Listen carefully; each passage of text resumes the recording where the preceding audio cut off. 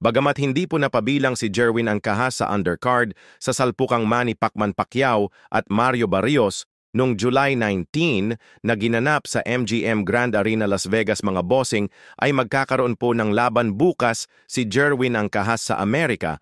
Makakalaban ni Angkahas ang tubong Colonia, Uruguay na si Ruben Dario Acero, may kartadang 13 wins, 5 KOs, may 4 na talo, pareho galing sa panalo sila Angkahas at Casero sa mga huli nilang naging laban. Kaya abangan po natin bukas ang kanilang salpukan sa Amerika. Sa linggo naman mapapanood sa Pilipinas. Samantala matapos nga po umingay ang pagpirma ng kontrata ni former 3-Division World Champion John Riel Cuadro Alas Casimero sa Kameda Promotions, ay patuloy pa rin daw ang mga paninira ng iba kay Casimero kasi daw kaya nakapirma si Casimero kay Kameda dahil daw yan sa tulong ni Jerry Peñalosa, mga boss. Kung wala daw si Jerry Peñalosa, ay hindi makakapirma ng kontrata si Cuadro Alas sa Kameda dahil dyan ay hindi na nakapagtimpi pa ang asawa ni Jason Casimero na si Rolagjen Lugas Casimero. Ito po ang kanyang matinding tirada. Uy! Resibo, walang ibang nakipag-usap sa promotion kundi yung team lang namin.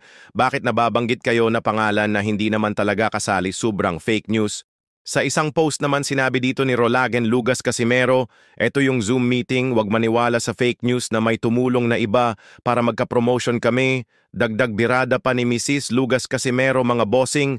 Sabi wala ng promotion na kukuha, bakit may Kameda ba? Well, mga bossing, siguro para sa ating mga boxing fan ay hindi na po mahalaga kung sino man yang may mabuting kalooban ang tumulong para magkaroon ng promoter si John Riel Casimero.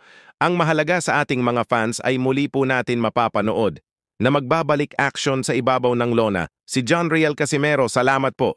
Para dala na lang po sa sponsor ba?